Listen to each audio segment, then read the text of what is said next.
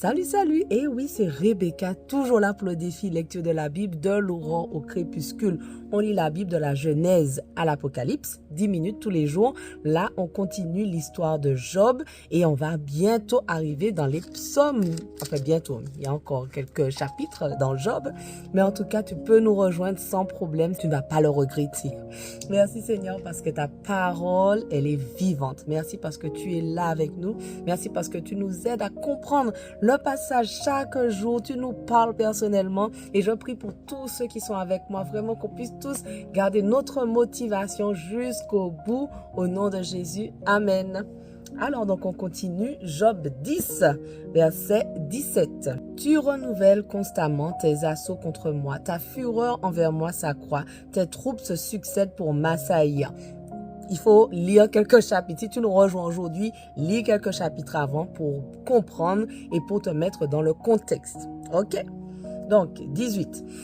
Pourquoi donc m'as-tu fait sortir du ventre maternel? J'aurais péri alors et aucun œil ne m'aurait vu. Je serais comme ceux qui n'ont jamais été. J'aurais été porté du sein maternel au tombeau. Il me reste si peu de jours. Laisse-moi donc que je respire avant de partir sans retour au pays des ténèbres et de l'obscurité profonde, terre où l'aurore est une nuit opaque, où règne l'ombre de la mort, où il n'y a que confusion, où la clarté du jour est comme la nuit noire.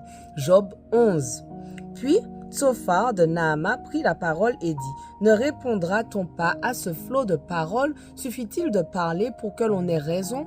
À cause de tes vains discours, tous devront-ils se taire? Railleras-tu sans qu'on te en fasse honte?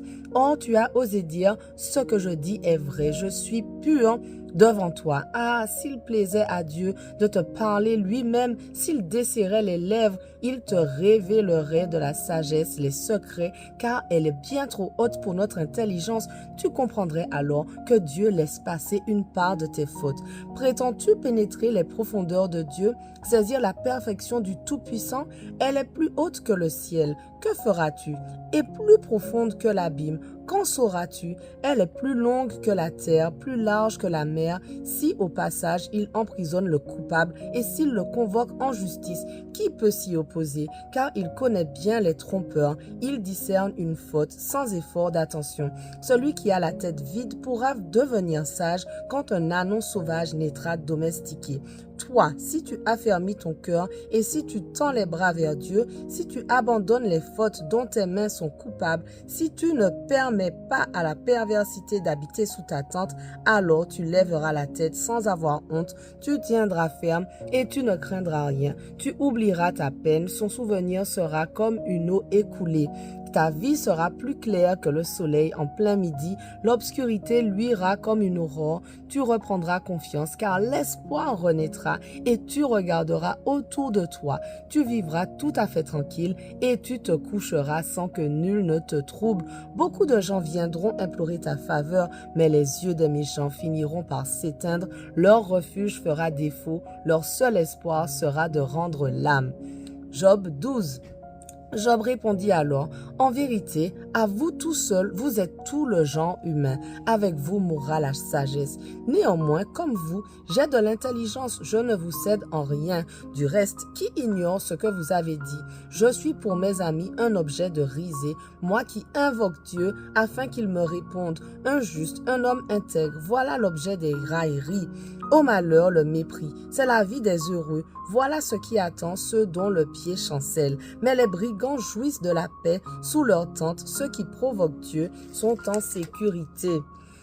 Eux qui ne reconnaissent d'autre Dieu que leur force. Mais interroge donc les animaux sauvages, ils t'instruiront, et les oiseaux du ciel, ils te renseigneront. Ou bien parle à la terre, et elle t'instruira. Les poissons de la mer pourront t'en informer.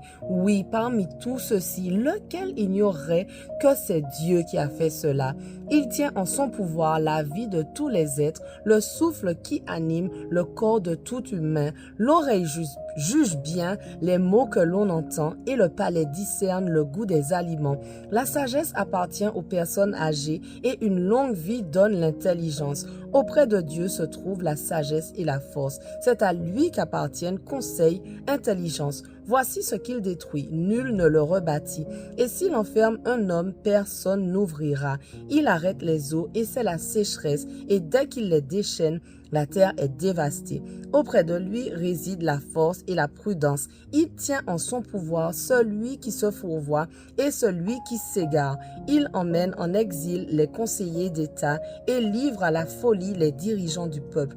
Il dessert l'emprise des rois sur leurs sujets et ceint leurs reins d'un pagne. Il emmène en exil les prêtres de leur trône. Il renverse les pouvoirs établis.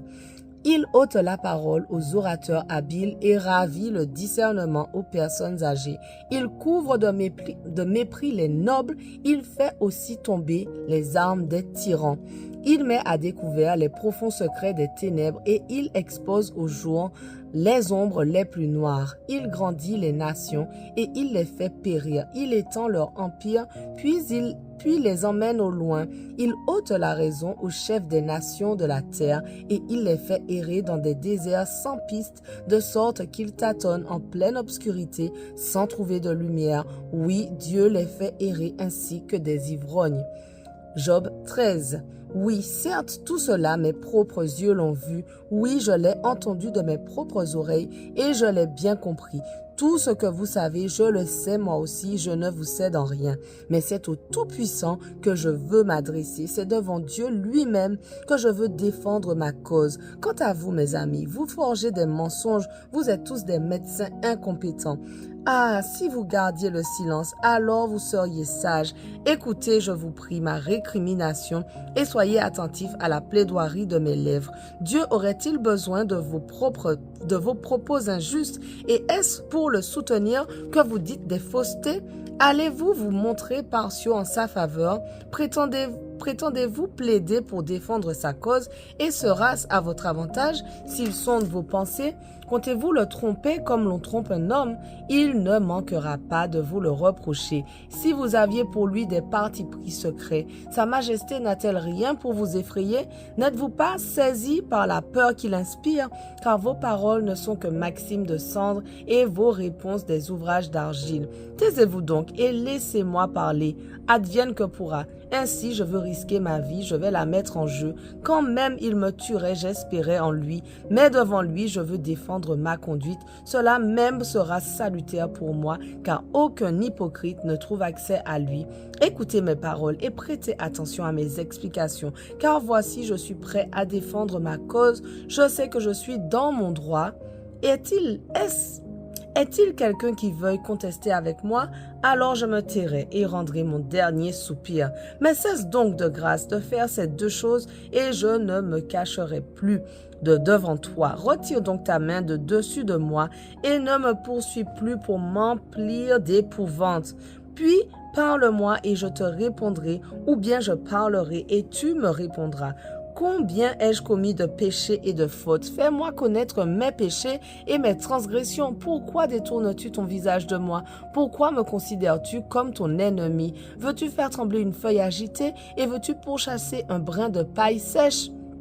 Pour m'avoir destiné des peines si amères et me faire payer mes fautes de jeunesse, pour avoir enserré mes deux pieds dans les fers, pour surveiller de près tous mes déplacements et pour scruter toi-même les traces de mes pas, et l'homme tombe en pourriture ainsi qu'un vêtement que dévore la teigne.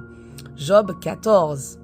L'homme né de la femme, ses jours sont limités et pleins de troubles. Il est comme une fleur qui germe et puis se fane. Il fuit comme une ombre furtive et il ne dure pas. Et c'est cet homme que tu épies et devant toi, tu me traînes en justice. Peut-on tirer le pur de ce qui est impur? Il n'en est pas un seul, puisque tu as fixé le nombre de ses jours et que toi tu connais le nombre de ses ans, puisque tu as fixé le terme de sa vie qu'il ne franchira pas. Détourne tes regards de lui, accorde-lui quelques répits pour qu'il puisse jouir de son repos du soir comme le salarié, car un arbre du moins conserve une espérance, même s'il est coupé, il peut renaître encore, il ne cesse d'avoir de nouveaux rejetons. Sa racine peut bien vieillir dans le terrain et sa souche périr enfouie dans la poussière. Dès qu'il flaire de l'eau, voici qu'il reverdit et produit des rameaux comme une jeune plante. Voilà, notre passage du jour touche à sa fin, mais on continue dès demain. On ne lâche rien. Allez, sois béni.